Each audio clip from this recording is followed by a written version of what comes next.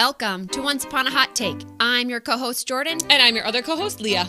Fairy tales are just the beginning. This is the podcast all about, you guessed it, our hot takes on books you love and love to hate. We are covering everything from fantasy to sci-fi to romance to thrillers. We have a variety of segments we plan to cover, but we keep it loose and fun. So forget the deep dives. This is a podcast for unfiltered opinions and hot takes from two friends who read too much and talk even more. Spoilers ahead, mateys! We are discussing all things Chasing Tigers in the Dark, a memoir by Ali Shar. And this is just a reminder that we are mature readers, and in this episode in particular, talking about very mature content. This memoir has a lot of trauma triggers, including rape, sexual assault, incest assault, cancer, death of loved ones, and abusive relationships. So just please be mindful of that. If you are in a place to read and listen about those things, though, whoa, this book and this episode going to be great. Yeah, so if you have a book rec or hot take that differs from ours, we would love to hear from you.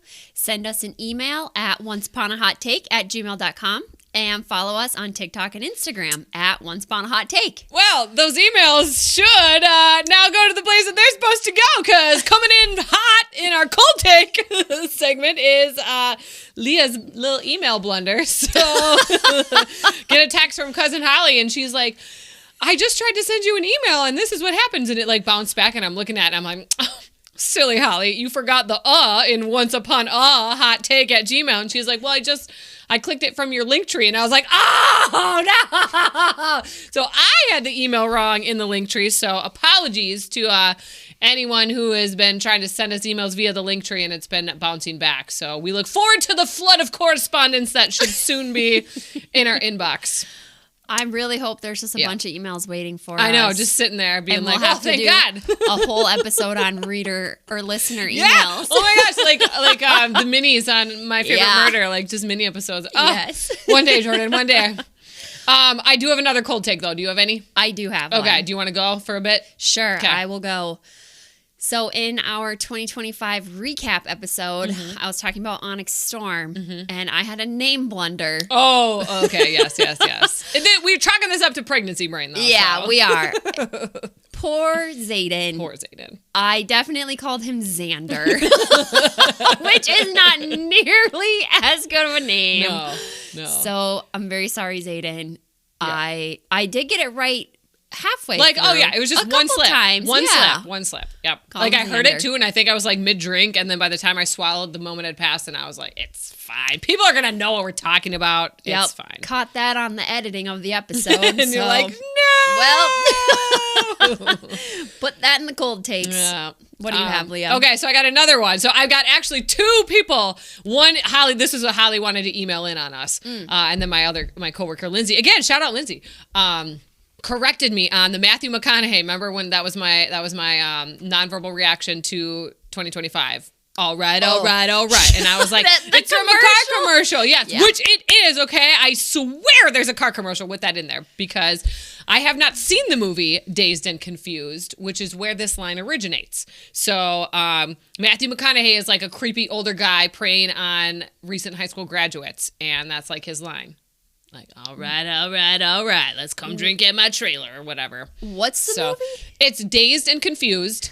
It's like is it 90s? I think like a 90s comedian thing. Like they're basically 93. Like, yep, recent graduates just kind of like, doing basement parties and stuff like that. Oh, and then there's hazing. They haze the incoming, the graduating seniors haze the incoming freshmen into high school, apparently. Oh, so, wow. I don't Okay.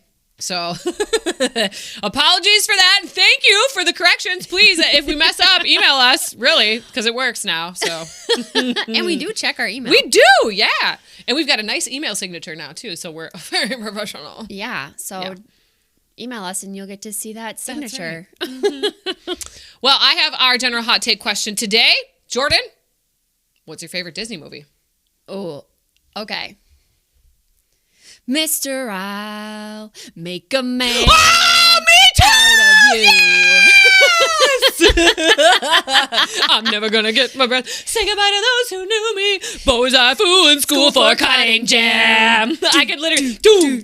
These boys are scared to death. Hope he doesn't see right through me. Man, I really wish that I knew how to swim. Be a man, you must be. All right, we could do the whole thing. We could do the whole thing. I even got when they got the bow staff and they crashed the pots. Like I know exactly when that happens and when to do it in my reenactment of the. Yes, so you're right. This might be the first hot take that we've ever agreed on. So if you don't think that's true, send us an email. Yes. And we'll clap back at you. That's the only right answer. Yeah.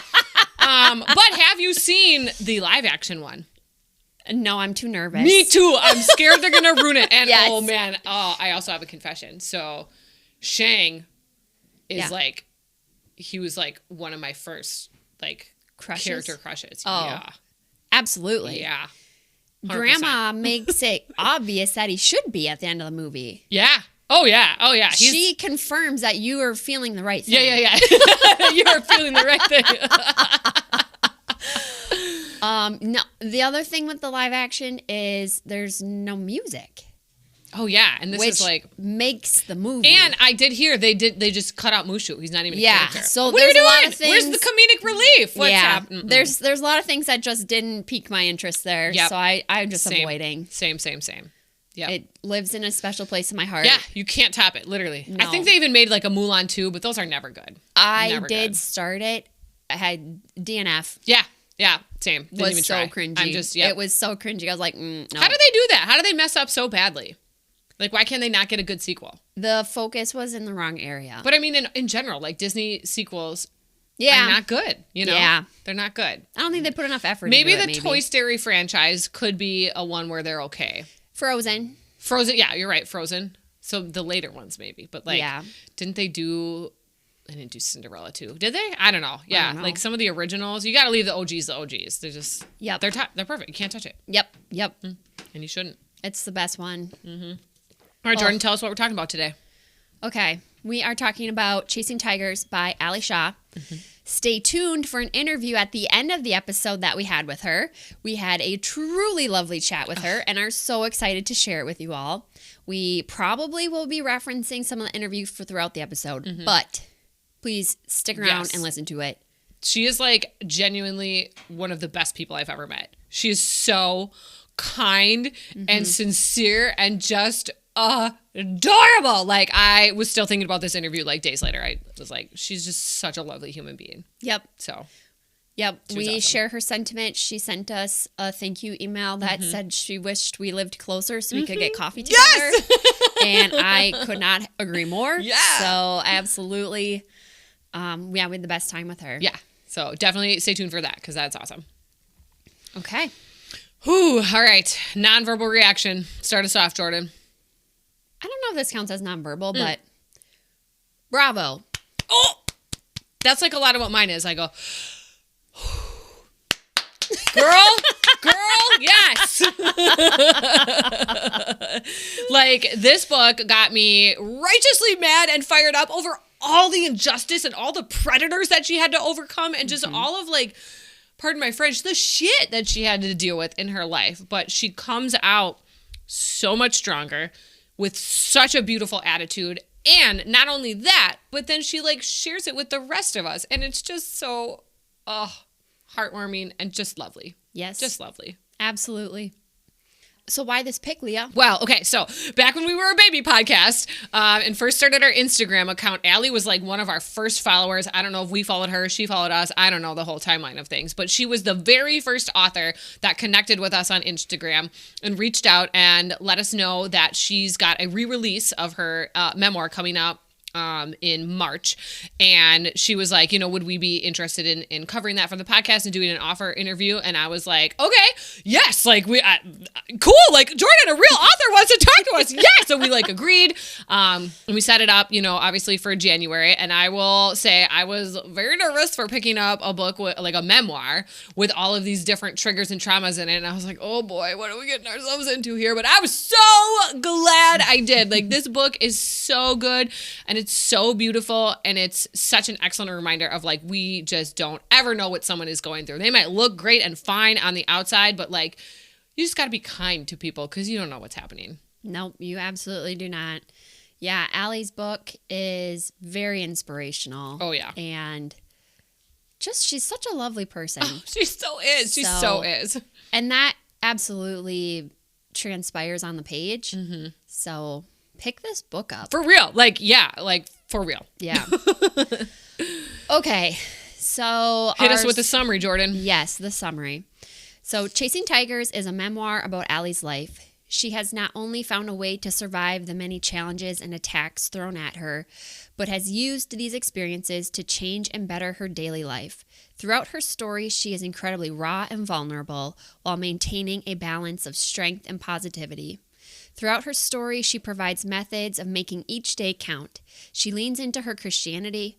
She hopes by sharing her story that she will help others in similar situations as her, either currently going through something or struggling to face things in their past, to find the strength and courage to be warriors and improve or even save their lives. Oh, for real. And as Leah mentioned, she does has the re-release coming out in March that includes an additional chapter. Which is just beautiful too. That chapter just like really ties it all together in a bow. It's so great. And I really love too how personal and raw and vulnerable she is. And she shares like what worked for her in the hopes that maybe that will help someone else. Like she genuinely wants to help people who are going through trauma or who maybe know someone who's going through trauma, and just she gives some of those real life applications and like steps towards healing. And it's so beautiful. Like she doesn't focus on the negative. It's such a positive thing. It's just, it's so good. Yeah.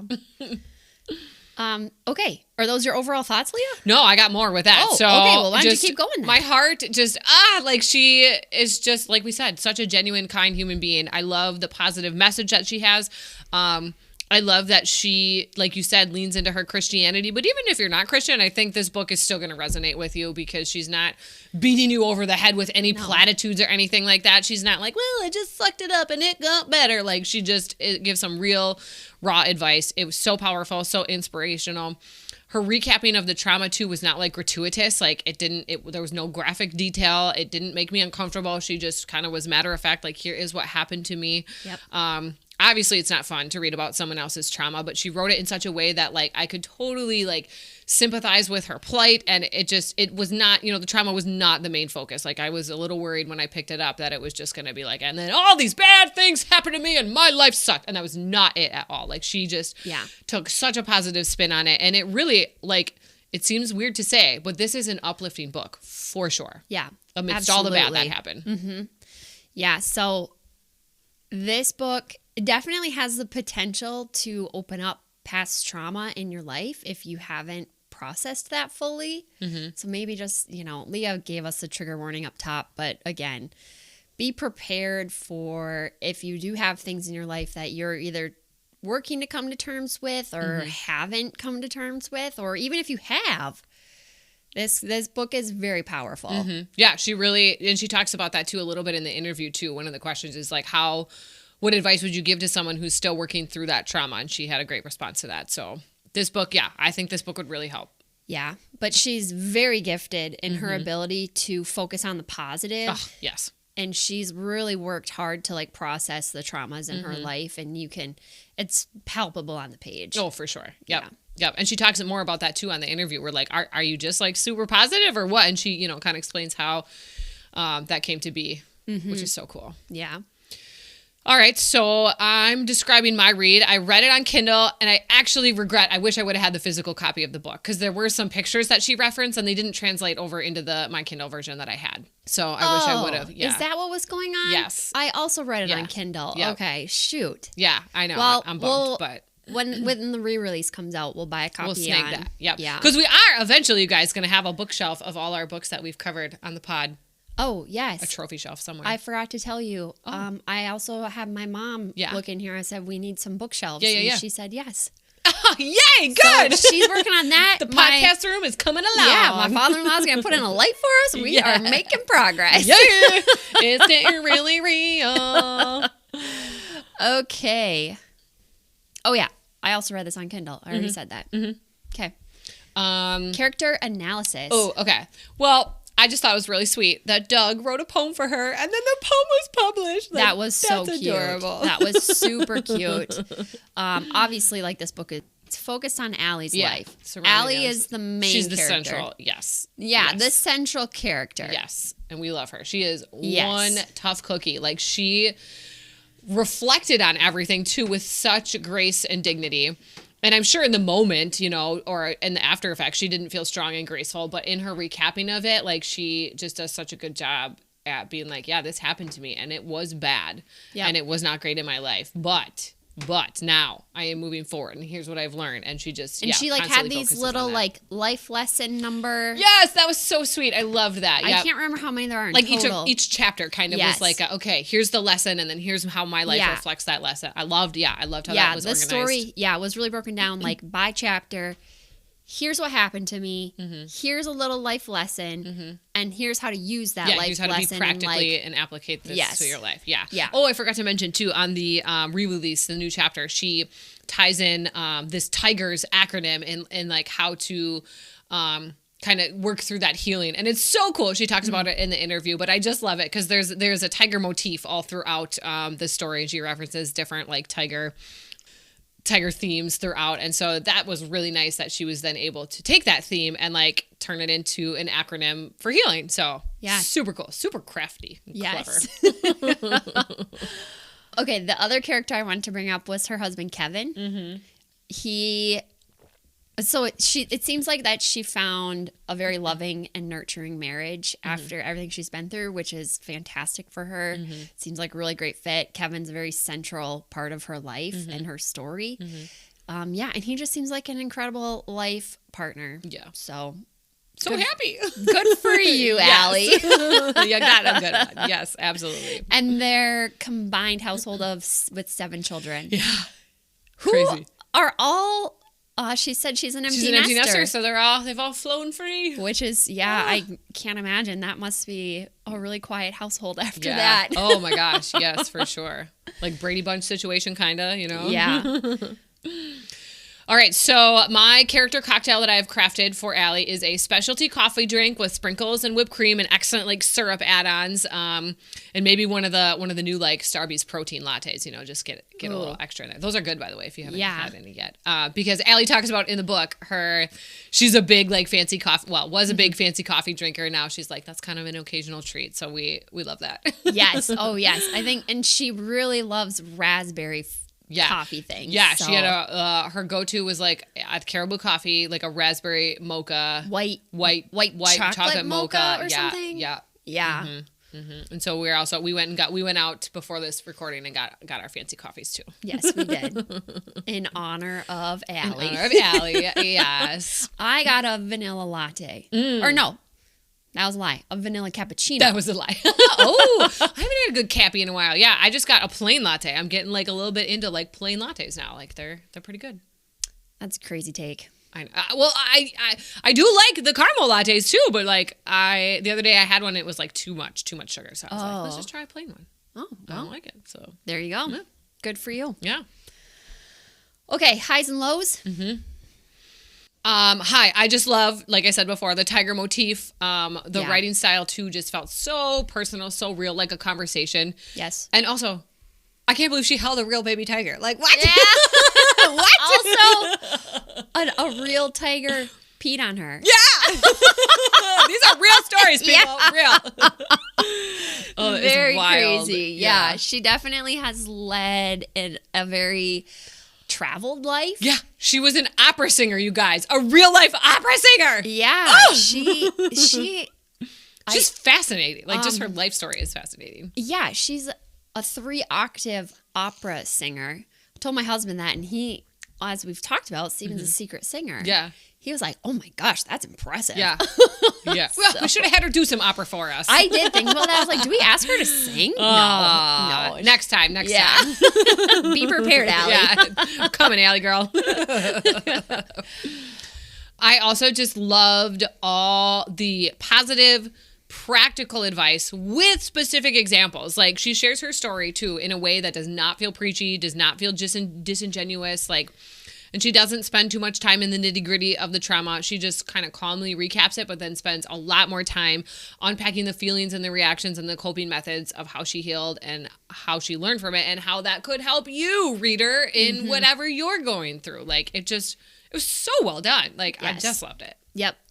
Yeah, because she just like really focused on the positivity and like how she bettered her life.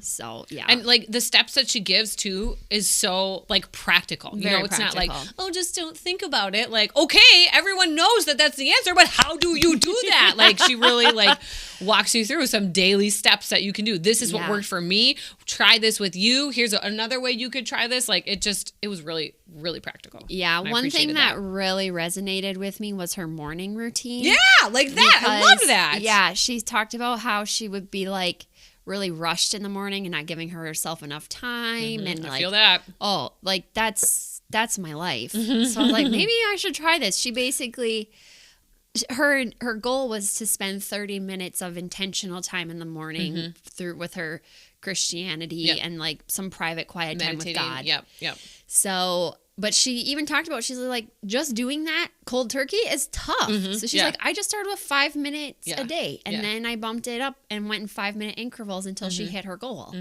I was like, so practical and so smart. It could work. Like, yes, exactly. I was like, well, it would be super nice to not be incredibly rushed in the morning and feeling like my day is already behind because I didn't get out of bed on time. And if you just start the day with that like positive mantra and mindset too, like think of how much better your day would go. Like your brain is so powerful. Like if you can get it to do, you know, like it's going to be fine. We're going to have a great day. Here's how I've already set this up for myself. Like that's so key. Yeah. Meditation is so impressive to me. I know I can't do it. I can't sit. Well, that's because I probably tried to sit down and do it for the 20 minutes. I should start with 2 minutes and go from there. Yes, like finding that clear headspace. Oh my gosh. Right. And not getting distracted and the whole, by like, a million things. Acknowledge the thought and let it go. How do you do that? How do you not just ruminate on the thought? I would need work. Yes. Same, Leah. So much work. So much work. I feel like we relate in that matter where it's like, I don't like a quiet moment. No. Samesies. I like always something in the background. There's a podcast going. There's a song going. Yep. There's the even just like I have the TV on when I'm doing dishes or I'm cooking. I gotta sleep with a white noisemaker. I can't sleep in silence. Okay. We have a really bad habit. We watch TV when we go to bed at night. I know. Shame. I know. It's so enjoyable though. I know. There is something about like just being in bed with the TV on. Oh yeah, it's so cozy. Yeah. Another thing, she read and loved Twilight, which is like all of her books have just like intertwined with each other, not intentionally, which is so I cool. forgot about that. I mean, we were just meant to podcast, Jordan. Like this is just fate telling us that this was meant to be. So. She has a whole chapter dedicated to Edward. Yeah. Which I love. Oh, it totally caught me off guard. I was like, what are the chances? Yeah, like reading that too. I was like, no way! Yeah, that was funny. Oh, yeah. Amazing. Okay. What do you have for a best scene? Yeah, so I just kind of her whole like don't settle advice. Like don't hang with the wrong guy because you're scared of being alone. Like that I feel like way too many women, myself included, back in the day have done that. Like it's better to be in this bad relationship and be together than it is to be alone and be scared and not ever find someone. Like if you see that writing on the wall, the writing on the wall doesn't go away. Yep. It took me a long time, like with my college boyfriend, to figure that out, and then I was like, "Oh, this isn't going to change. Like this is kind of fundamentally here. Yeah, that's not going to fly. Nope. So yeah, that's your sign to deuces and get out of there. Yeah, she has a whole chapter on her dating life in Washington D.C. post 9/11. Yeah, and crazy. There's some. I found it like very interesting how the men fit into different like categories, like the bus boys that she met, and then like I forgot about that. Oh yeah, it was that was fun to read. Okay, my favorite part was when she talked about falling in love with New Orleans when she went down to it was like an application to get into grad school for their opera program or something. Yeah. And she found it was one day. She flew down in the morning, had her opera interview, managed to meet some other students, Yep. found roommates, Yeah, and flew back I know. home. I was like, that's so impressive. In one day, she found roommates. I was like, what is happening? Could not believe that. Truly unbelievable. But like, her talking about falling in love with the city, like literally, like it was like love at first sight with a city, which I just love that. The like, whatever it is that's drawing you to that. We just For feel her, that connection. it was the food and the culture and the music. Like she just knew she wanted to be there. How incredible. Right. That's such a hard feeling to come across. So to just be like, I am going to pack up my life, move across the country. Right. And it feels right. Yes. Yeah. And not like scary and like, oh, what am I doing? Right. Is this the right choice? Oh my Should God. I be here or not? Yeah. Oh, I don't know how she had that in her. She's so brave. Yeah, And for sure. like a little free spirited in that sense where I was not like that at all. Nope. When it came time for school, my parents and I toured Eau Claire together and they were like, are you going to go here next year? And I was like, I mean, I guess I have to, right? And they're like, yeah, kind of. And it was always like they had to push me out of the nest. I was not one that was like, let me go. Yeah, I want to be free. No, no, not at all. Same. So yeah, I went to college in my hometown. Like I didn't leave. Oh, it's so tough. So For real. Allie, I don't know how you did that. Props, girl. Yep. I have a quote too. Loneliness is the poverty of self. Solitude is the richness of self. Oh. Yeah. I thought that was good. So I'm not comfortable with solitude? Solitude is the You're not rich yet in that. I'm not You gotta rich get in used to yourself. solitude. Yeah. Oh my gosh. Oh, and the whitewater rafting with her Bible study crew. Oh, Lord. And then she moons them getting pulled back. It's so relatable. It's so relatable. Oh my gosh. Thank you for putting that story in there, Allie. That was good. That made me laugh. That honestly, she talks about her fear of water. Yeah. That's one of my biggest fears is like drowning in like water-based situations. Yeah. So I was a little bit like, just getting tight reading this chapter. I don't know how good I'm feeling about this. Oh my gosh. Yes. That was amazing. Awesome. Okay. I have a question for hot take debate. Good, me too. Okay, let's hear yours. Okay. This is kind of like just a general question. So your thoughts on seafood. Allie references it a fair amount throughout the story. Like every time she talked about food, it was always some kind of seafood-based dish. Sure. So it definitely stood out to me. Is this something that you enjoy, Leah? I like seafood. I like shrimp. I like salmon. I like fish. I like fish fries. I've had like mahi. I am like when we go down to like Alabama or Florida or on the coast anywhere, like I am a little nervous to try like the swordfish or like what's some of those other big ones down there? Crawdads in Louisiana. No. Yeah, I would be a no on that. I think just the creepy. What about like lobster or crab? I love lobster and crab. Yep. What about scallops? Not so much. Okay. That's like a weird texture kind of to me. Okay. So I'm like a hit or miss, you know. I'm not like seafood. Bleh, oysters? but I'm not like Paul keeps wanting me to try oysters. He loves oysters, and I don't know, haven't done it. Okay. How about you? I'm kind of like a pretty big pass on seafood. Oh, one of those people. Okay. And it's not from, there's certain things I like. There's certain fish I do like absolutely love. Like salmon I love. Yep, salmon's good. Most of like the whitefish. Sure, like type tilapia. Fish. Yeah. Yep. Bless you. Thank you. But like shrimp, lobster, crab, can't do it. Oh, okay. I have tried, and I still to this day, I always try it if it's offered to me. Oh, Because that's good. That's a good attitude. Yeah. I'm like, what am I missing here? Why is everyone obsessed with shrimp? Yeah. I can't quite figure it out, but I still try it every time. Good. Yeah. That's like Kelsey. She hates seafood. And we, one time for someone's birthday, did the chef's table at Play Bistro. Oh. And that's like $250 a seat or whatever. And you get like a 6-course meal. And like 3 of those courses were fish. And she was like, oh no. Oh my God, that would suck. So I think she had a lot of wine that night. Hey, you know what? They got a great wine selection there. Yeah, they do. That's so funny. I didn't know they had a chef's table there. Yeah. It is divine. I've gone like 3 times, I think. What? It's been amazing. Yeah. For like birthday parties and stuff. Like people are inviting me to these things. I'm like, okay. I want to try it at, what's over here? Chives. Chives has a chef's table, I think. What? Yeah, I think so. We should do it one time. We should. Yeah, okay. I've never done a chef's table before. Oh, you feel very fancy. See, and that's a situation, if I'm given the fish, I'm going to eat it. Well, you got to try it, yeah, because you might not know. Yeah. Even if I don't, it's not that I'm repulsed by fish. That's good. It's just never something not I'm you're like, let me have I that. need it. If I'm not, it's not like my go-to on the menu, but I'm going to eat it. Yep.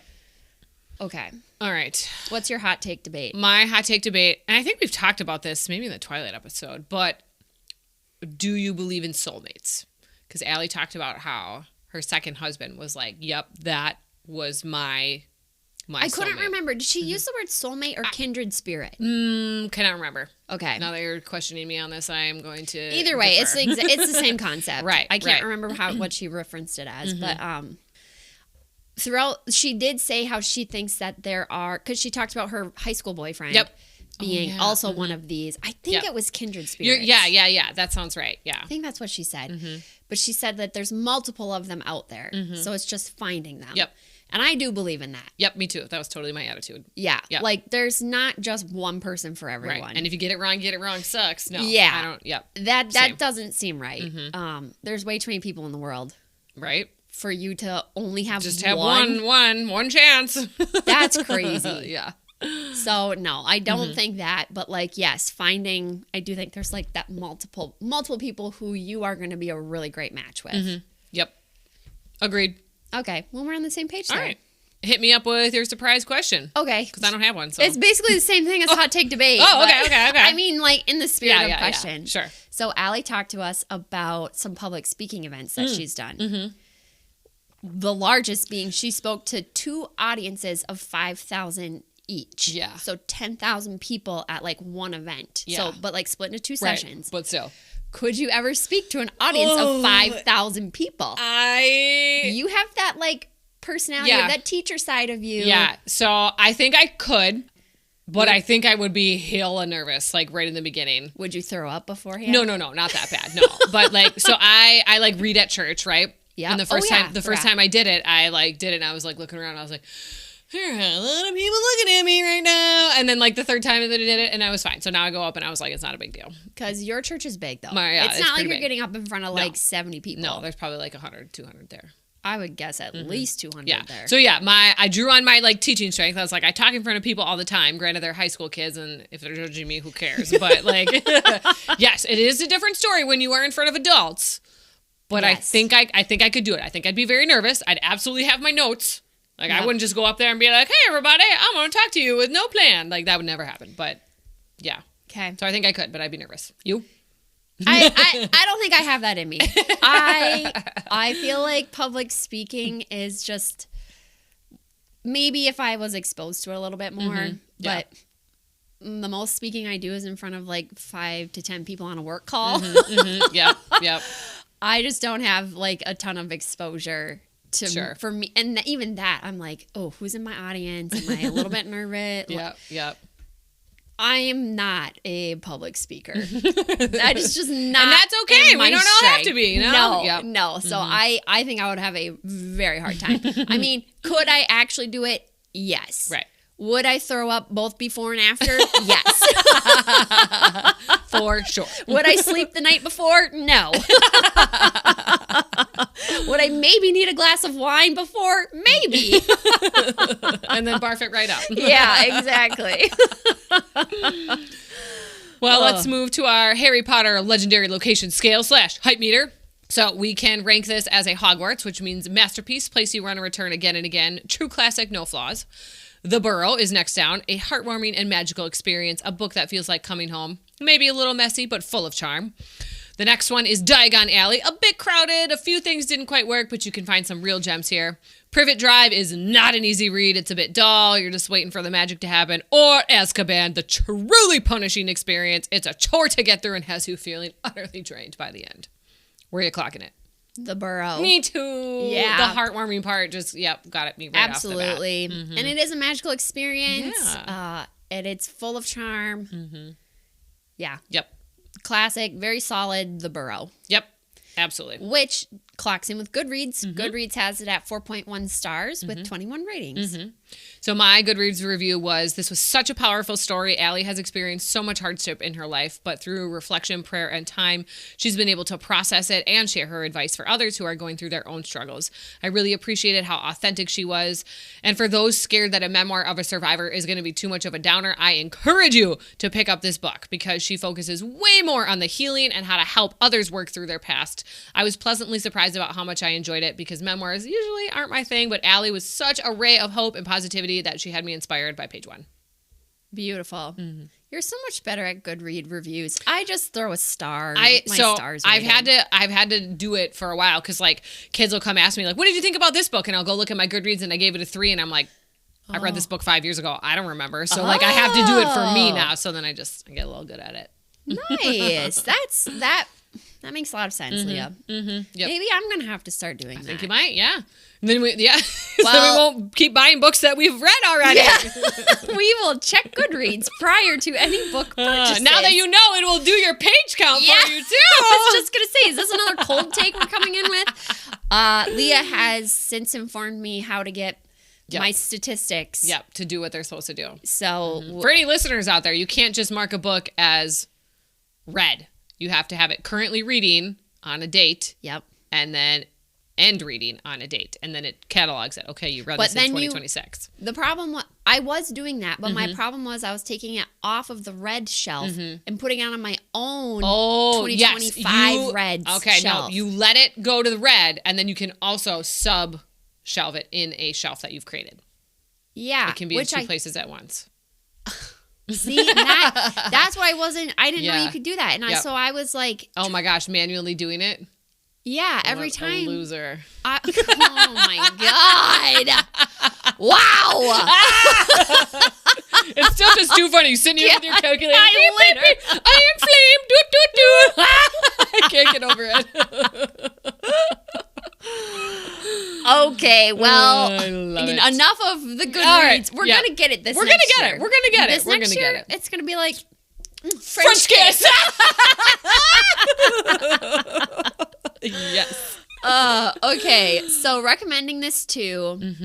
There's Leah. Could you read your trauma trigger warning for me one more time? Oh yes. So people who, let me scroll back up to it. There we go. People in particular who have had a lot of trauma triggers, including rape, sexual assault, incest assault, cancer, death of a loved one, and abusive relationships.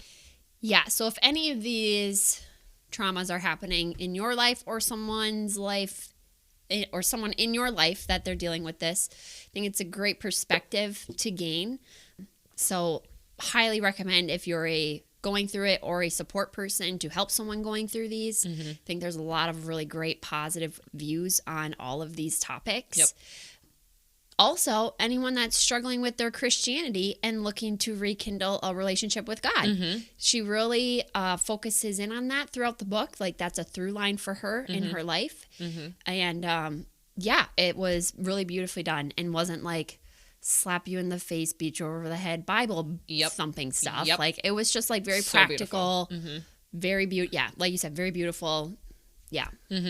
I would agree. Yeah, anyone who needs help healing from trauma, or like you said, if you haven't experienced significant trauma, you still could benefit from it because it just reminds you everybody is going through their own personal struggle. You do not know what someone is internally struggling with, and it's just such a reminder, like, just be kind, it doesn't cost you anything to be nice to someone. Right. And I think your friend Laura would like it. And then you also said my sister Laura would also like it. So if your name is Laura, you better pick this book up. Yes.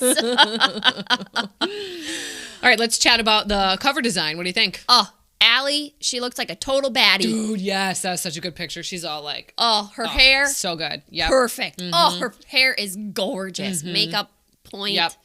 I wore a nice bright lipstick too in honor of Allie because she wore a nice red when we were chatting. I love it. Cute. Oh, love it. Yeah. Me too. No, it's gorgeous, beautiful, perfect. Love the orange like hues in it too, which ties in with the tigers nicely. Just so well done. Yep, beautiful. Okay. I think we did it. Okay, so remember, stick around For the interview, we're going to do our regular closing, and then the interview will come after that. Hang around. So, what are your thoughts on our hot takes? Let us know at Once.Upon.A.Hot.Take@gmail.com or on Instagram or TikTok. We would love to hear from you. If you enjoyed today's episode, go and leave us a review and give us a follow so more book lovers can find our show. Yes, please. Speaking of book lovers, that's going to be our next title that we are covering. Book Lovers by Emily Henry, live. Yeah, you heard that. At the Attic Coffee Shop in Green Bay. It's also a used bookstore. That's going to be on Sunday, February 8th around 10 a.m. So come down and support us. Have a great, delicious coffee. Peruse some used books. This is our first live show, so we really don't know what it's going to look like. It'll be live on Instagram too, so if you want to tune in that way, you can. Yep. They do have a lot of fun coffee drinks. And remember, fairy tales are just the beginning. So unplug for a bit and dive into the next adventure with us. If you have any book suggestions, we would love to hear from you. Hit us up. Goodbye. Bye. Yay. Okay. Well, welcome to our super exciting author segment where we are interviewing Allie Shaw, author of Chasing Tigers in the Dark. Allie, would you mind introducing yourself to us? Yes, absolutely. As you said, I'm Allie Shaw. I am the author of Chasing Tigers in the Dark, and I'm delighted to be with you this evening. Yay. We're so excited to chat with you. We are. Yeah, this is going to be fun. So we found Allie, we met Allie through Instagram. It turns out Allie was when we were just starting. Somehow, I don't know, we followed her, she followed us. I don't know who started who, but she was actually the very first author that ever reached out to us and was like, hey, I wrote this book. I would love to be a guest. And we were like, oh, we can have guests on our podcast. Wow, that's really cool and exciting. So we are very grateful, Allie, for you to reaching out for us for that. And so we're super happy to have you as our second author interview. You weren't our initial one. We got our feet wet with someone else, but you were the first one that reached out to us. So we are really excited to talk to you about your whole memoir and the whole writing process and all of that good stuff. Oh, I'm excited to talk to you guys and support your passion project here. This is really cool. I love it. Oh, thanks. It's been super fun. We've been having a blast with it. And it's also opened up the door for people to talk books with me in my life who I didn't know were readers. So it's been really fun. Did you guys know that the statistic for people that read for fun is 16%? It's something. Yeah, it's definitely noteworthy. People should be reading. I know. I did not know that.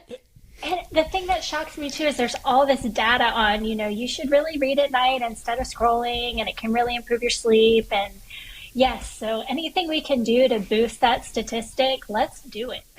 Oh my gosh, I love it. My English teacher heart is just singing. Students, are you listening? Actually, don't listen. Yeah. That's right. You got to be real on this. You don't want your students to hear you. Exactly. Yeah. Well, why don't you start us off, Allie, with talking to us a little bit about how long it took you to write this memoir? Yeah. So my memoir was my pandemic passion project. So, the kids were busy with their online education, which everybody remembers so fondly or not. And my role with our business was changing because of, social distancing mandates. So I had to kind of, I did some interviewing from home, some remote interviewing for a management team, but I really was kind of uncomfortable in the quiet, to be quite honest.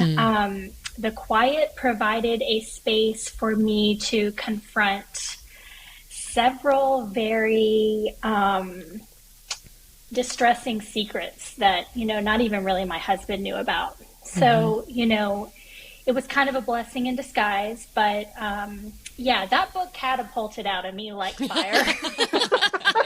It knew it needed to come out. Yes, it was the time and place for it.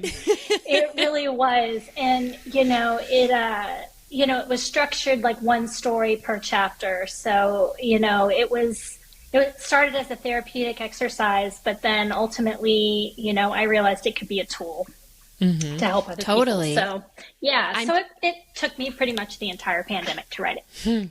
Wow. I'm curious, what was the first story that you wrote about? Oh, gosh. Probably the cancer.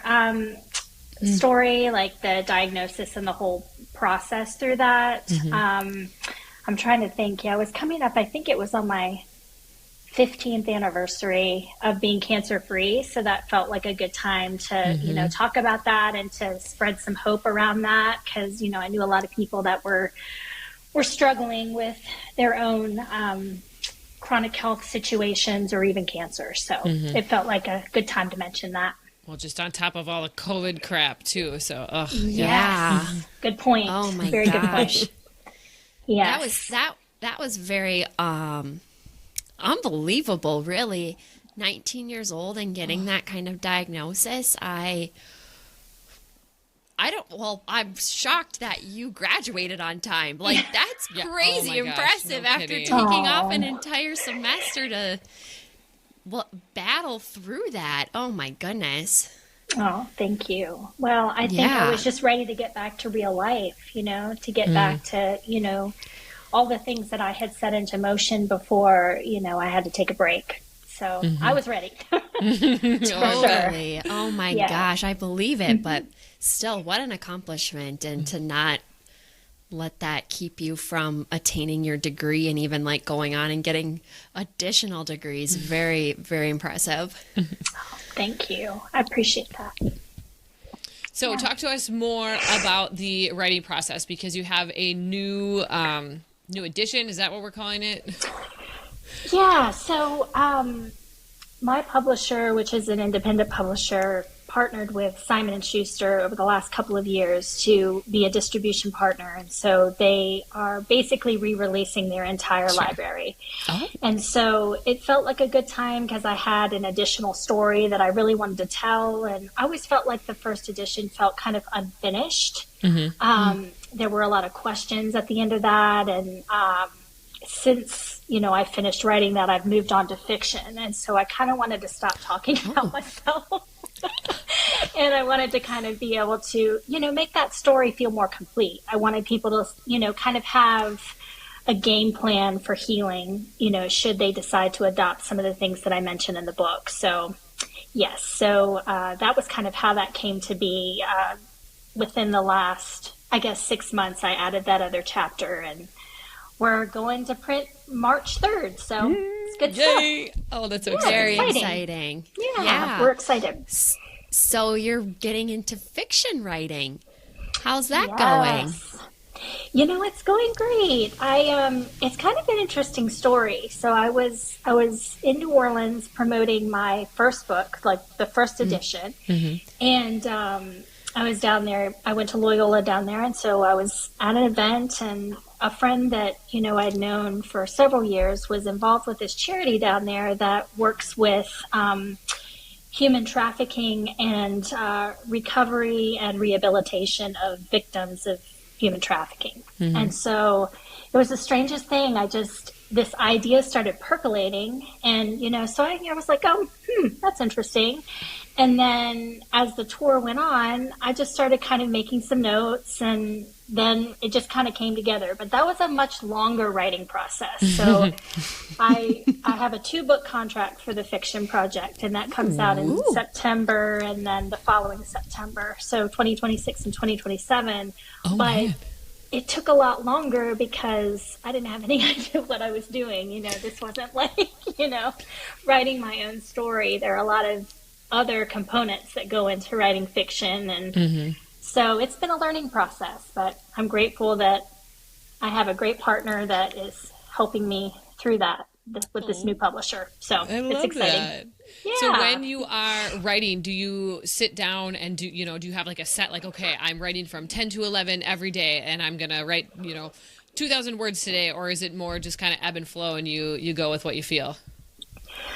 So with the memoir, so when the kids were online learning, I was writing or I was interviewing, but it was mostly writing. And so it felt like, okay, this is very structured time.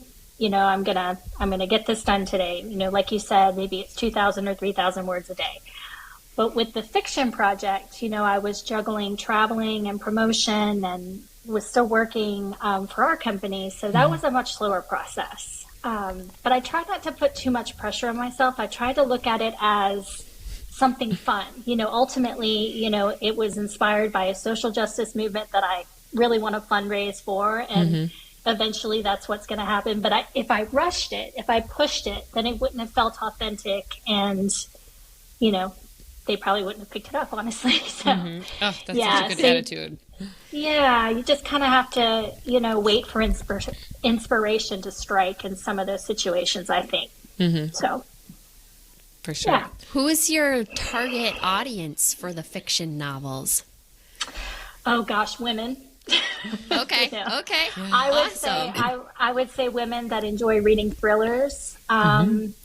So yeah, it's definitely in the thriller category. Very exciting. And that was Yeah. September of 26 and September of 27. Correct.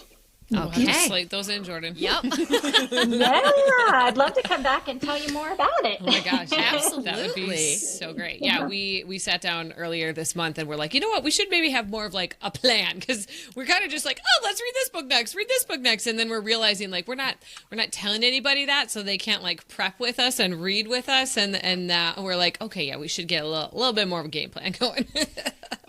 Well, I was listening to your episode about the women, and that was a book that I literally just read too. Yes. And just so many good points. Like, you're really providing, so much color as far as the characters and just, the feeling behind it, the trigger warnings, all the things. And it's, so that's why I put the thing out today. I was like, you guys need to follow these ladies. They're going to give you great recommendations, because sometimes, that's the biggest hurdle. It's like, I want to read something that I love, but I don't know what that is, because, everybody has different opinions of books. But when you really connect with someone on, what they are looking for, what you guys are looking for, and what you had to say about that particular book, it's pretty exciting.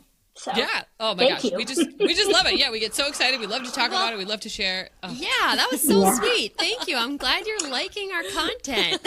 Yes. That's the dream right there. It's good to know there's one other person in the world who's listening to us outside our circle. Stop. That's not true at all. You guys are doing great. Thank you. Awesome. Okay, so in your memoir, you told us that you had 3 publishers that were interested in like signing with you, or however that works. How did you end up with 3, and how did you choose? So I cast a super wide net. Oh yeah, sure. I sent out a lot of queries, but I'll tell you, so when I have 2 degrees in opera, so I had no idea about the publishing process. I researched it extensively, but I always thought you had to have like an MFA in creative writing to even apply to have your book considered, right? Sure.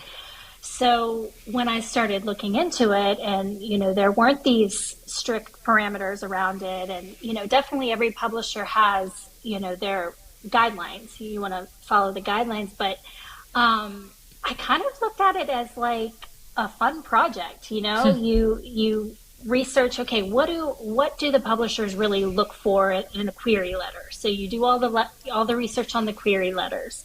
You try to find those hooks. You try to find a way to, commit to a marketing plan without overcommitting. And, there's just a lot of components, but it was kind of fun, like writing the pitches and just, learning what different publishers were looking for. And some of them are like super specific, the subgenres, and they'll be, Sure. They'll tell you like, they want fiction that's romantic with aliens, or with, it's just, it's super specific. So Yeah. It was kind of always fun, like, gearing those letters to really, it made me feel good that they could see that I was reading what they really wanted. Because so many people, I'm sure, would send out like, blanket letters to, hundreds of people and just let the cards fall where they may. But I wanted to be a little more intentional than that. So I looked for, publishers that seemed to, I don't know, have a similar culture to, what I was trying to put out there, people that were looking for inspirational content. And so I met with 3 different publishers, did Zoom meetings, and Library Tales really came out ahead. And we went to New York and had a great meeting in person. Wow. So fun. We even did my husband and I did an event at did you watch the show You? Yes. You know that show on Netflix? So we had it at that bookstore. We had our event at that bookstore. Very cool. That's it was awesome. really fun. Yeah, what they a had fun a little resident tidbit. cat. Yeah. So it was just, it That's was a an real place. experience. It is. It's really charming. And the man that owns it is just, he's an old soul and just really, he's been doing this for a long time, and he's very passionate about the community and about authors. And so it's just been a really special journey. The people that you meet, I met a really special woman that worked there that, she was brave enough to share part of her own story with me after, the event. And that's what this is all about. It's all about, it's bigger than me. It's trying to provide, perspective, a light in the middle of someone else's storm. So it's, it's been an amazing ride. Oh, that's so beautiful and so interesting and insightful. We have no experience in the backstory of well, how does this story become a book? How does that happen? So we love finding out information like that. That's so helpful and just so fascinating to me. Oh, thank you. Appreciate So you what asking. are some hot tips or hot takes that you have for someone who's maybe in your shoes, hoping to publish a book? Doesn't have to be a memoir, but maybe, they're writing the fiction alien romance. What would be some tips or advice you could share for that? Well, their manuscript has to obviously be very clean, no typos, no spelling, grammar, all that stuff. It has to be, as professional as possible. Publishers are very clear on their word count guidelines. If they ask for 80,000, don't send 65. And make sure you've read everything really carefully and make sure that, you have all those components in your package. Because if you don't have one component, let's say you forget to put your bio or something in there, they might just disregard your entire package where, that might have been a great fit otherwise. So it is definitely a process. You have to, you have to be ready to devote a lot of time to that, to the whole marketing of your book, not just the pitch, but the overall marketing plan. The whole shebang. So attention to detail matters. Yeah. Yes, it does. And the social media thing, oh my gosh, I don't know how you guys feel about it. I don't know how I do it either. It is, I've literally just this year started connecting with more readers on Instagram. I think I was just pretty much a novice at that platform for a long time. And now, people are so nice. You reach out to them and you ask them, you say, oh my gosh, I just read that book. Tell me what you thought. And, it's a very friendly, bookish environment, but it takes time and energy to connect, to make those connections. Sure. So. Yeah. We are finding it such a welcoming place too. But I've basically abandoned TikTok. I can't keep two platforms going. It's so much. I know. TikTok is overwhelming to me. So sorry, TikTok. And I am eternally grateful to Leah for managing our social media. You guys do a great job. Jordan does all the editing and I do the socials. So yeah, Leah's doing all the socials. I'm just I'll pop in there and you'll see me comment on our posts from my personal account. But Leah just tells me all the things and sends me screenshots of all the super good things going on there. She's like, look at this happen today. But that's the team. That's the whole team effort. One of you's doing the editing, one of you's doing the social media, and then you're tackling the interviews together. I mean, that's the way it should be. So feels good. Feels right. Yeah, that's right. That's right. One person can't do everything and vice versa. So. No. Yeah, agreed. So your last chapter that you added is just beautiful. I mean, the whole story, the whole memoir is just so positive and uplifting and motivational. I will be honest, I was a little nervous tackling a memoir. I'm not a huge memoir person, but I was nervous with all the trauma too. I was like, oh, is this just going to be a real sad book? But it really was not. You did such an excellent job of shining the light and bringing the positivity and just giving some really practical advice for what someone could do. And you weren't oh, this is what's going to fix you. You were just so raw and beautiful and powerful and just, so good. But how do you do that? How do you not find yourselves getting dragged in the weeds and just focusing on the bad and the negative? It's interesting. So nothing really fundamentally bad happened to me until I was 18. And I don't know whether it was because I had a pretty happy childhood. And then, because of the great foundation of a loving mother and father and sister and friends and, community in general, that kind of gave me the foundation I needed to be able to handle the waterfall of adversity that followed. Because it literally felt like one thing after another for decades. Yeah. And I think I just always, like, even in the midst of tragedy, really great things would happen. So, even after cancer and all these doctors said, oh, you'll never have children. And then I had 2 children, against all the odds, first try, and they were healthy. And, the 3 of us have been through a lot together, but they are such happy adults and so focused and excited about life. Mm-hmm. And I think about, all the other stuff, it's always been the 3 of us. And I feel like they were kind of my driving force. They're 21 and 20 now. And so, I always had this driving force to keep me positive, to keep me encouraging them. And you read the book, their dad passed away suddenly from a heart attack 2 years ago. And it was the worst day of my life, just seeing my 2 children, enduring the worst possible thing that a child can go through. And, but it's funny, they have rebounded and they are, still positive people. We're getting through it all together. Mm-hmm. But I wanted to be able to provide some of those stories for other people, because other people are, living their own rock bottom situations.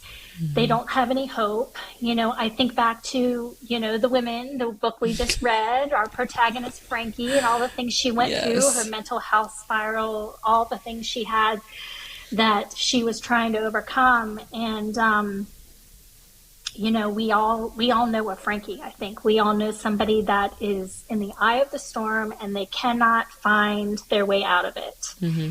And I wanted to be able to provide, I think sometimes the greatest gift we can provide is perspective. Mm-hmm. They may not know exactly, I may not know exactly what someone else who, had a loss or had a, domestic violence situation or anything like that. I may not know exactly what they went through, but I know some of what they were feeling.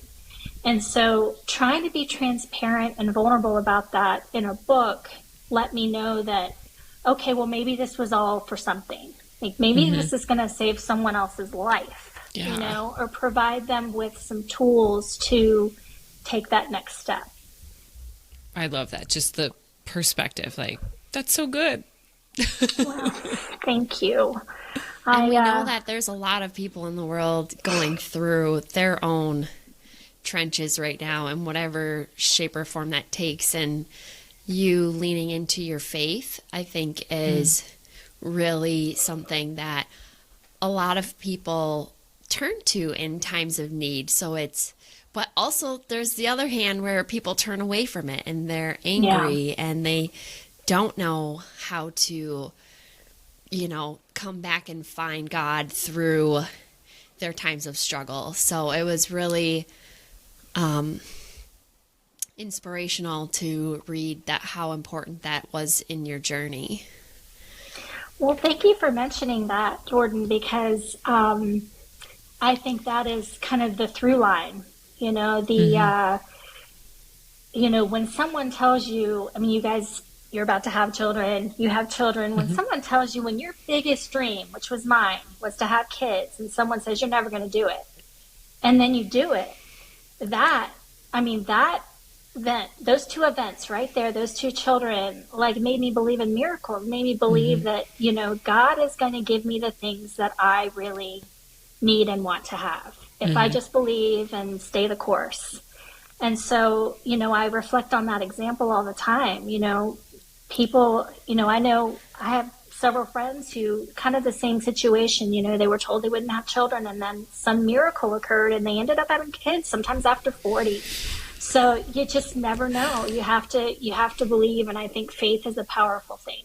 Totally. I mean, that's so, Jordan and I both, kind of had our own infertility struggles in different ways. So we totally vibe and relate to that. And like, I agree. Like, God gives you, the things that you need and ask for when the timing is right. And so it's so beautiful when that can manifest and those dreams can come true.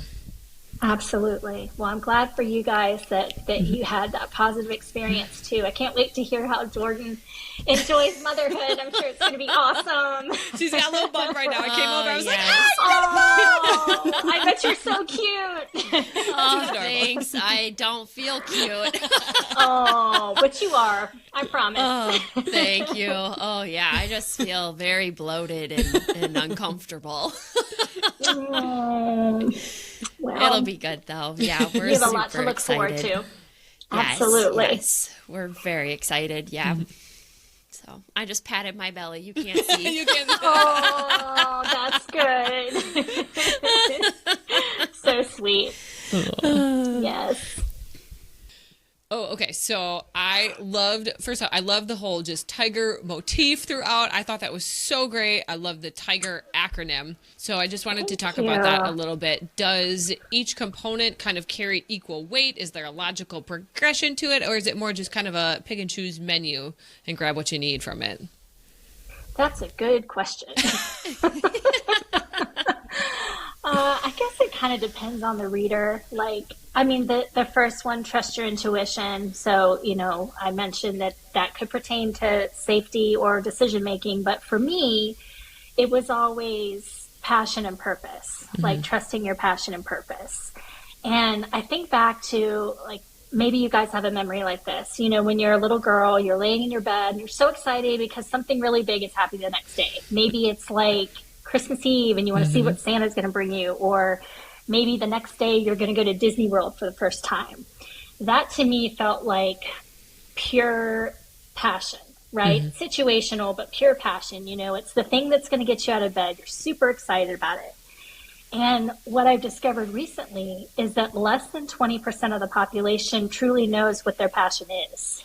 Oh, yeah. That's sad. And it is sad. And it could pertain more to professional passions, but I just think, and they can change. I would say my foundational passion from, the time I was a child, or a teenager, was helping people. Maybe it looked different, every season of life, but I've always known that was my passion.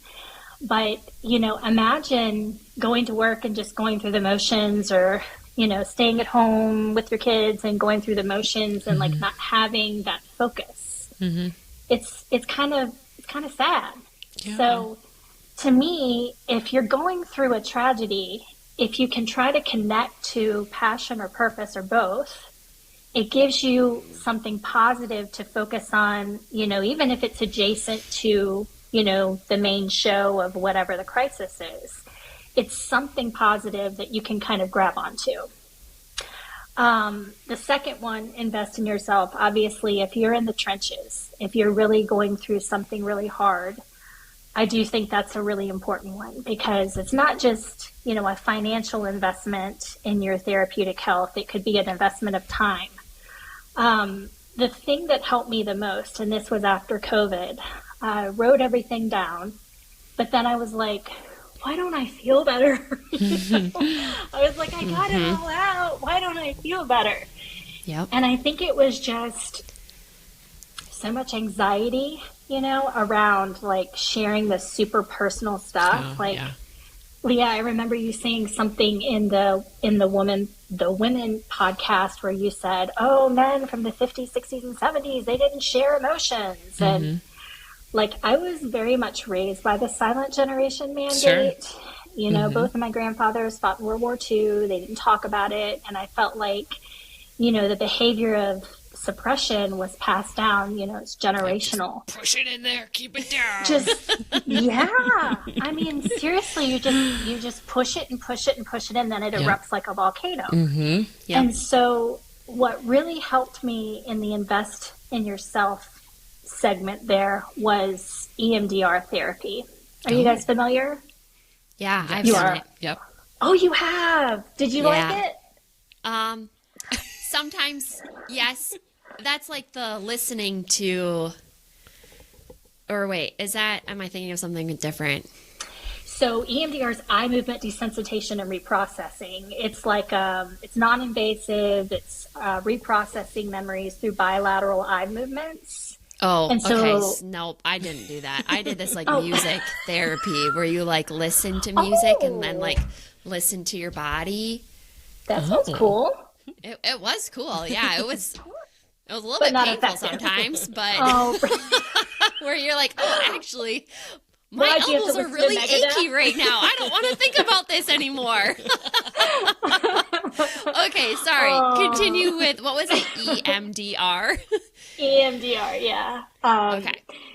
So it's basically training you to take the original negative belief around yourself or around the event and transfer it into a positive belief. It's complicated. I'm not a practitioner by any means, but there is a website. It's emdr.com. They have the practitioners that are, licensed to do it on there by state. Goes through the whole process. But I really liked it because I had a lot of shame around like some of the trigger warning sexual assault stuff. Mm-hmm. And honestly, a lot of guilt about how that was going to affect my family because one of my predators was in my family. Mm-hmm. And so I just felt like I needed to release all of that. And so now, because I literally went through every single trauma one by one, and now I'm not triggered. It's just simply a part of my history. So it allows me to talk about it and not feel guilt or feel shame or whatever. It's just something that it was more important to help other people than to make my family feel comfortable. And my parents were amazing. They were super supportive, and it was special to be able to walk through that together because I suspect that they had some guilt around that too. Sure. But not that they could have predicted how somebody would act. But it's just amazing when that mandate from someone that was born in 1910 could be passed down, and how we can kind of reprogram that for the future generations, because I would never want any of my children to feel like they had to suppress something. They should be able to say anything that they need to say out loud. So absolutely. Yeah. I love that. Allie, you're going to make me cry. Oh, no crying. Oh, it's just so good. That is really, really good. I'm so happy you're in this place for yourself. And like helping others too. That's the best part of it. Like, it's so awesome that you were able personally just to heal from all that in and of itself is huge, and a huge accomplishment and a huge win. And that would have been enough just to stop there, but you didn't. Like, you kept going, and you're just spreading all of this love and positivity to other people. And that is just so awesome. Oh, thank you guys. You're so sweet. Well, we're doing it together because you guys are putting out the awesome vibes too. That's great. Yeah. More positivity. All right, Jordan, you ask a question. I've been hijacking all these. Yeah, no, Sorry. you've been doing fantastic. I've been coming in with my own. You've been doing great. Yeah, we're doing the yin and the yang. It's great. Yeah, you're doing great. I love it. So, what's been your favorite career? I'm dying to hear this answer. I was pondering that one for several days, and I guess there were parts of all of the different careers that I've been in. So as an opera singer and as a music educator, it was really cool to be able to introduce young professionals to art as an opportunity for fulfillment. That was the whole passion piece of trying to get other people to find interests outside of, going to work every day. That was a really cool experience. I don't think that my personality was super well suited for opera performance. I just feel like it was a lot of pressure, you Yeah, I know? remember you saying that, like, you can't talk, you have to drink this, you have to go to bed at this time. Yes. Like, oh, that'd be hard. I mean, can you guys imagine a life with no coffee, ice cream, or wine? Like, it was super No. miserable. No. I read that and was like, absolutely not for me. Oh, it was tough. It was, you know, I felt like, okay, this was a cool thing to do, but now it's time to move on to something else, you know? So, Totally. Yeah. I think anything that allowed me to be home with the kids at night. So the writing and, you know, working in our Domino's franchise was super fulfilling. You know, I love being around people. I loved hearing their stories. And so yeah, I'm a people person. So being able to support other people. And, you know, I think back before I wrote the book, you know, you would hear stories and, you know, there wasn't always an opportunity to share perspective. But I think that's where, you know, the idea started to take shape, was just, you know, in our business, you know, we were meeting a lot of people that, you know, had rough childhoods or, you know, rough start to professional career. And so to be able to support them and listen to them was pretty special. So Yeah. I hope I answered your question. I love that. Yes. What is a piece of advice you'd give to someone who is maybe having some trouble processing or acknowledging some past trauma? To be kind to yourself is the first one. You know, there's, I think you really have to take the time to work through all the pieces of it and then decide how you want to proceed. You know, EMDR is a big time commitment, and it is an investment of money as well.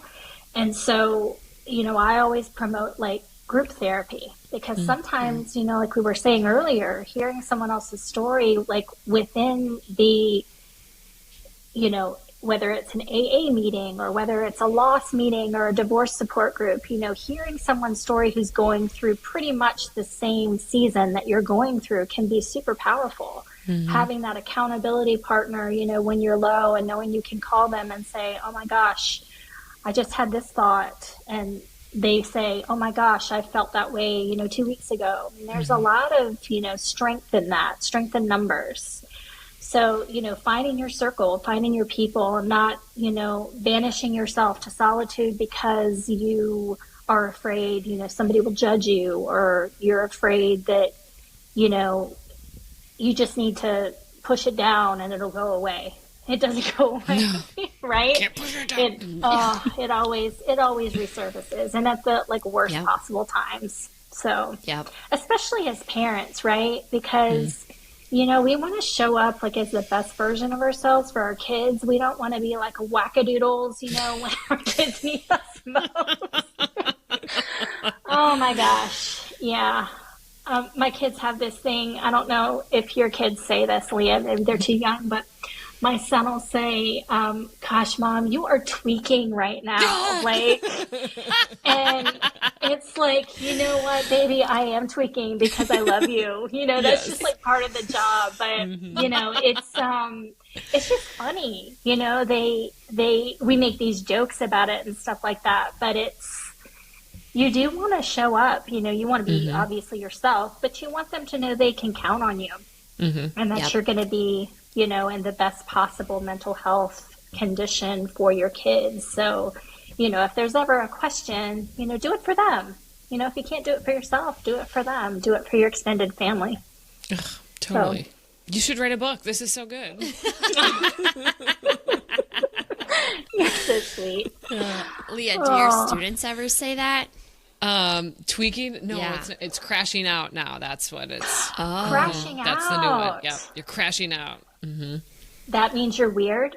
That means you're having a freak out moment. Like you're getting all worked up. Okay, crashing out. Yep. Good to know. Yep, like okay. Romeo crashed out when he found out Juliet was dead, and we're like, no, she's not dead. Yeah. I Oh learned my so gosh. much slang for my students when we read Romeo and Juliet. Like, Romeo's got no riz, and then, oh my God, just all these other words. And I'm like, what are you even talking about? I don't even know. You got to translate this for me. The Riz, I love that. No Riz. Wild. Do But they then still do the I try 6, to 7? give it back to them, months later, but by then it's not cool anymore. So they're like, oh, come on. The moment has passed. Yeah. Oh, so funny. Do they use 6, 7? Is that gone now? Well, in high school, it's not cool. I mean, it Oh. happens and they go, ugh, they roll their eyes. But my 7-year-old is all about it. And he taught the baby. So 2-year-old baby is walking around going, 6, 7. I'm like, Oh my gosh. what? You have to get that on video. I know. He just did it the other day walking through the kitchen and I was like, wait, did he said that? You guys. This is so funny. Yeah. Wow. I don't know I any love of this it. happening. Yeah, I'm it'll come, super Jordan. out of the world. Oh, you are not missing out. Let me just tell you. For real. Doesn't sound like much right now. But I told the 7-year-old, I was like, just so you know, like, high schoolers don't think 6, 7 is cool. And he was like, wait, what? I was like, yeah, they think it's lame. I don't know. Oh my gosh, that's so funny. Yeah. The trends. Gosh. Well, we'll have to just check in with Leah and she'll tell us when the trends are moving keep you in along the know. so we won't get embarrassed. That's right. In certain Oh, circles. yeah. And be like, Oh, YOLO. YOLO. That was big my first year of teaching. Oh man, that's so funny. Oh. That would check out. That was really big for me in college. Yeah, which was, Yeah. 13 years ago. Oh, too funny. Okay. All right. Let's keep moving. We're Okay, almost to okay, the end. You're good. Oh, awesome. So do you want to tell us about some of your public speaking experiences with your promotional stuff that you've done for your books? Yeah, absolutely. So public speaking was kind of an accident, like how I got into that. So it's actually funny. It was 10 years ago just about 10 years ago. So YOLO. Yeah, right? So my husband and I were rolling out this company culture campaign with our team. And so we were going around to the various stores and, kind of talking to people about just like the culture of pizza, because it's kind of interesting. Pizza is comfort in a box, and it's, what people typically want on their worst day. So we were really kind of coaching the kindness, initiative. And That's so great. Yes, you're right. it is, you just never know, we've all heard the quote, you never know the battles others are facing. So, that's kind of where that started. And so corporate learned what we were doing, and they invited us. Actually, they invited my husband. He was like, no, you should go do it. I'm like, no, you should go do it.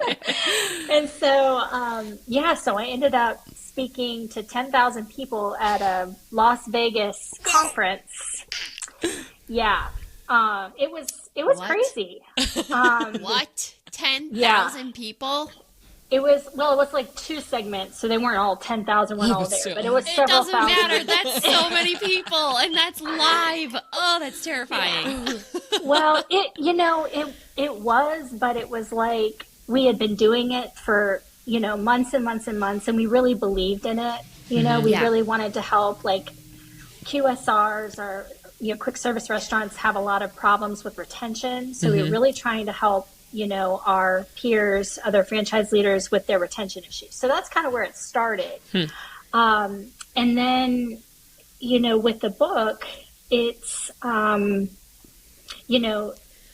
it's hard to just, go online and say, hey, buy this book. It's easier if you, go meet with different groups. So I went to a lot of women's groups. I went to some colleges, bookstores, that kind of thing, and just kind of tried to talk about the TIGER acronym, but also just like pieces of the stories and how they, work together to mobilize healing. So that was kind of where that started. So I've done, I guess, 50 locations in the last 3 years. So yeah, That's it's been really fun. I've met some really That's amazing a lot people. of travel. Yeah. Wow, that's a lot of travel. It was, and I tried to keep it like within a few hours, so I wasn't, Sure. we did a couple of flights, but it was mainly like within a few hours so I could drive. But yeah, Okay. it was a fun season for that. But yeah, I think I'm gonna try to do some podcasts this year. Yeah. Oh, very fun. Stay in my chair instead of in my car. So we'll see how that goes. Smart.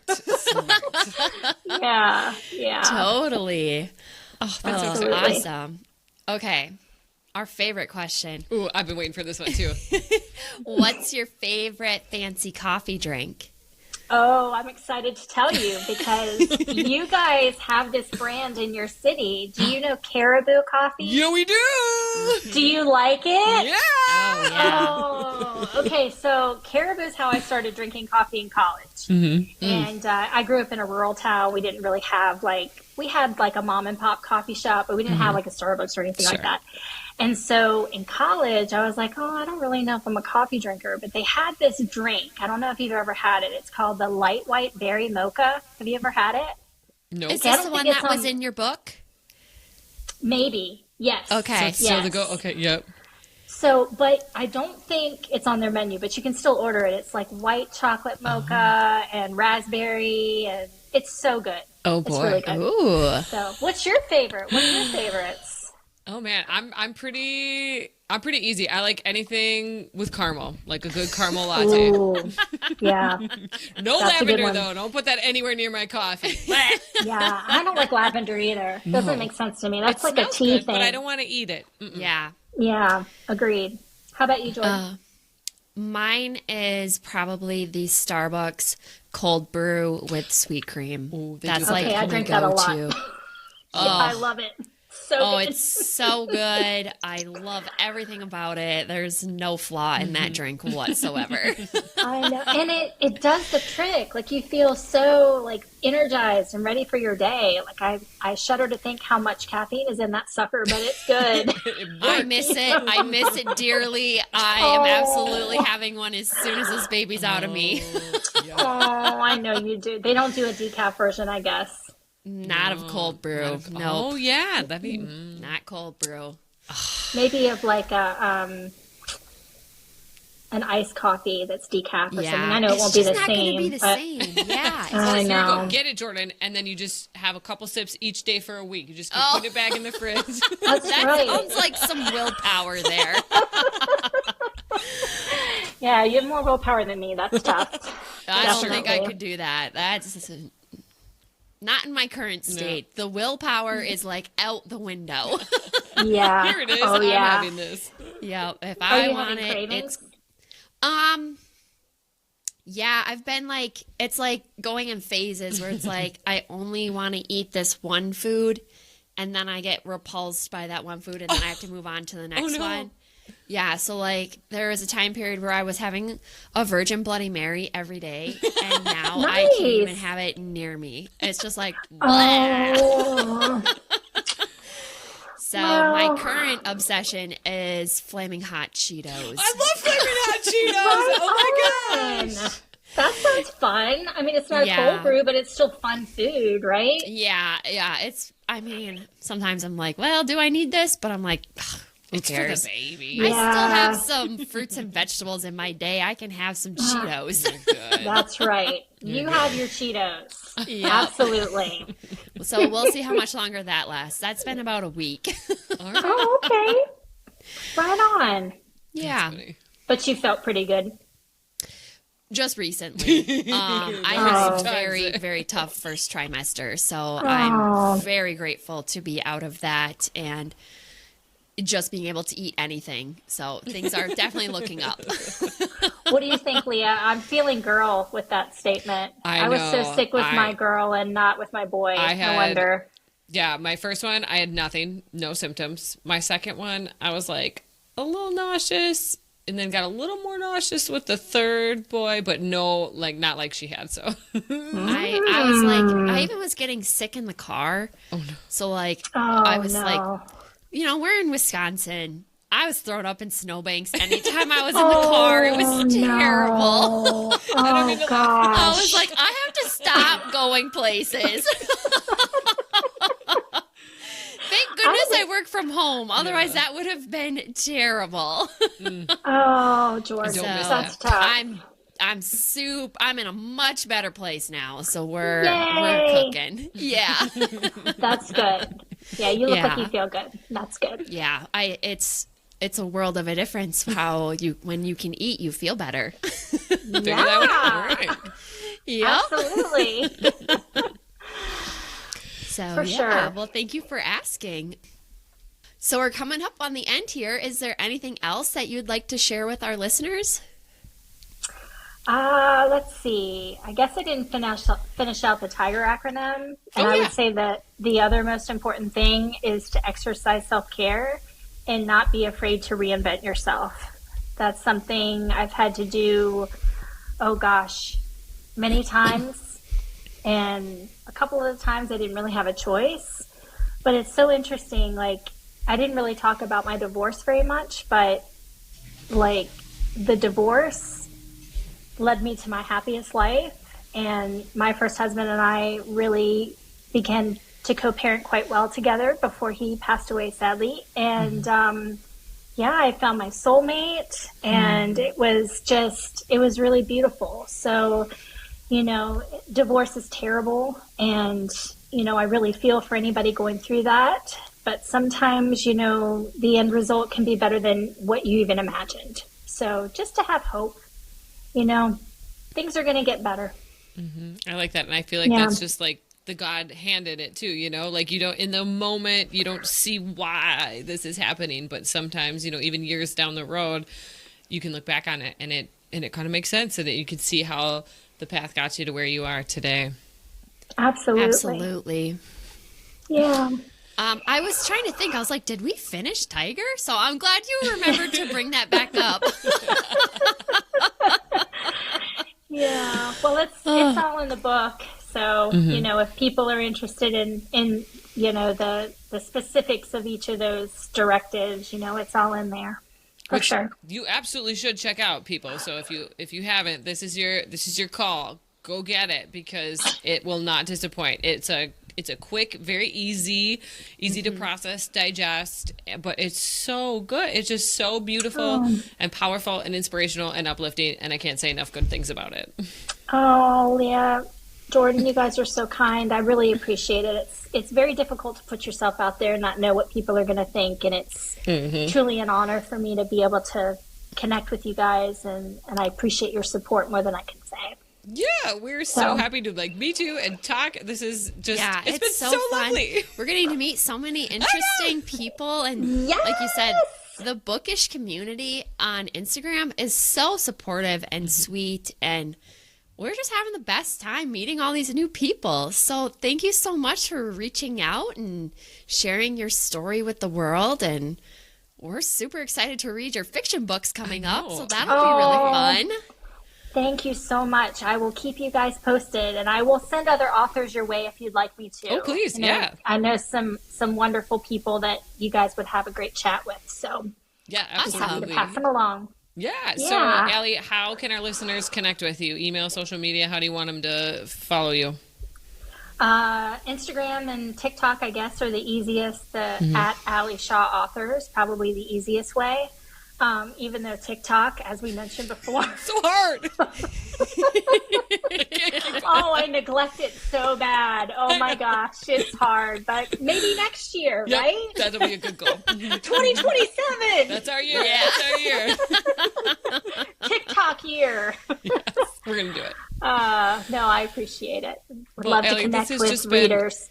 So wonderful. I so hope that the podcast helps drive some more people to your book, because it's such a beautiful book. Like, even if you're not in a bad place, it's just a good, inspirational book, and honestly interesting. Your life, fascinating. Yes. Oh, thank you so much. I appreciate it. Thank you. Well, thank you for your time. Sorry for the technological difficulties at the beginning. Thank you for the important work you guys are doing. Like, this is awesome. I hope that you continue to have fun with it, and I know you're going to continue to get so many followers because you're just doing such a great thing. Same Oh, to you. well, thank you. All Of right, well, we're course. definitely going to be in touch. Yeah. So, Sounds great. Well, enjoy the rest of your pregnancy and Happy Thank New Year you. again. It was Yeah. wonderful to talk with you both. Take care. yeah, you too. Take care. Bye. Bye. Bye.